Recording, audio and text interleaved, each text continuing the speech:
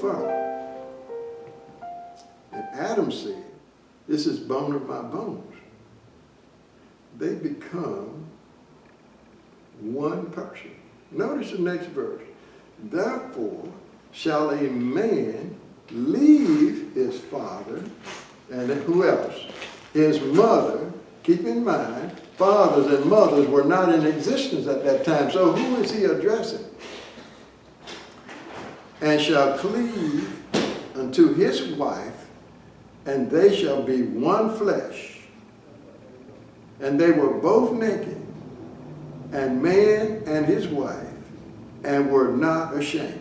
So the institution of marriage, in order to please God, must be after the order of God. One man with one woman. This is the Eden period. This is the model period. This is the period that lays the foundation upon which the ends of the earth are founded upon. This is the foundation. This is the period when Jesus is introduced into the world not only as creator, but as redeemer. Let's go back to that. Genesis chapter 3 and verse 15. And I will put enmity, this is after the judgment is passed upon Adam and Eve, and I will put enmity between thee and the woman, and between thy seed and her seed, and it shall bruise thy head, and thou shalt bruise his heel. And this enmity is a hatred that God gives to those who surrender their heart to him, whereby this enmity will be a buffer against temptation. Without this enmity, man will continue to be a slave to sin. This is why many say, you cannot be perfect. You cannot stop sinning. It is because they have not experienced this enmity that God wants to give them so that they can stop sinning or stop marrying over and over and over. We must return to the thoughts of God expressed in his living word. But now let's go back again. We mentioned the institution of marriage. We mentioned the institution of labor. And we mentioned that there are other institutions. Now, here's what we need to consider. Did Adam and Eve worship God at a particular time other than every day of the week? Yes, they did. Now, let's go again to Genesis, verse 1 again. Thus the heavens and the earth were finished, and all the host of them. What was finished? The creative process. Who finished it? God finished it. What do we call God's creative works? His job. Now, notice the next verse. This God is testing Adam to see if he does what he does when he does it. Notice it says, and on the seventh day, God ended his work which he had made. And he rested. Who rested? God rested on the seventh day from all his work which he had made. Now let's look at verse 3. And God blessed what? The seventh day and sanctified it, because that in it he had rested from all his work which God created and made. Now, so what does that say to us? That if God works 6 days and rests the seventh day, it's saying we're to be in his image.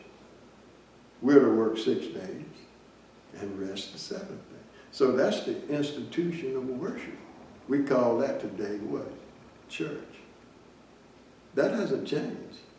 from Genesis to Revelation, the seventh day is the day that God appointed for our coming together to worship with him on his holy day.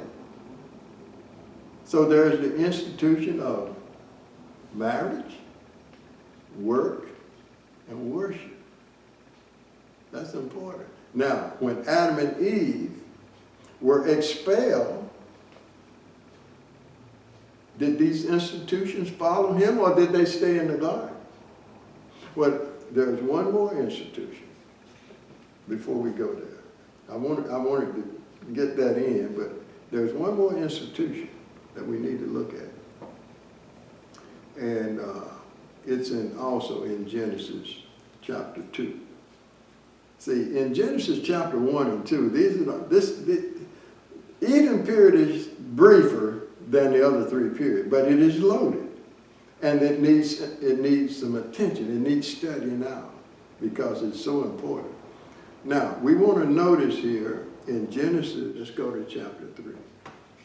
And looking at verse 8. And they heard the voice of God, the Lord God, walking in the garden in the cool of the day. And Adam and his wife hid themselves from the presence of the Lord God amongst the trees of the garden. Now, what we want to understand here, that this was a daily walk in the garden. The Lord came every day to be with his children on earth, every day. What did he come for? What is the purpose of the Bible? To give a man instructions in the ways and work of God. Now, what do we call instructions? We call it education. So there's the institution of education in Genesis chapter 3. Now, back to my earlier statement. What came out of the garden with Adam and Eve? Did work come out? Does God intend for man to work, or he don't have to work now since Adam sinned? Did the institution of marriage come out? Can we marry as many people as we want to, or remarry, and divorce, or whatever we want to do? Or is it still the same with the God that was in Eden? Has it changed? We need to understand these things. So, now, did the institution of the Sabbath come out of the garden, or was it left in the garden and we do something else different? And people do it differently. Some people do it Sunday, some do it Monday, some do it Friday, some do it whenever. Some people say they worship God every day. But does God require everyday worship? Or is every day a school, and then Sabbath is a day of worship? And we can look at it another way. Are we always in a worship mode, a praying mode? Does not the Bible teach us that we should pray without ceasing? But God established these institutions as memorials. And that's what we fail to see. And so the purpose of this study is to put us in a frame, just like a picture frame. Anything that's not in this frame doesn't belong to this picture. So God has given us a picture of what he wants man to become or to be. And if anything outside of this is not what God wants. And so Eden then, all these institutions came out of Eden. And I tell you, I'm not going to labor on Eden entirely, but I want you to understand that Eden, those institutions that were in Eden, came out with Adam.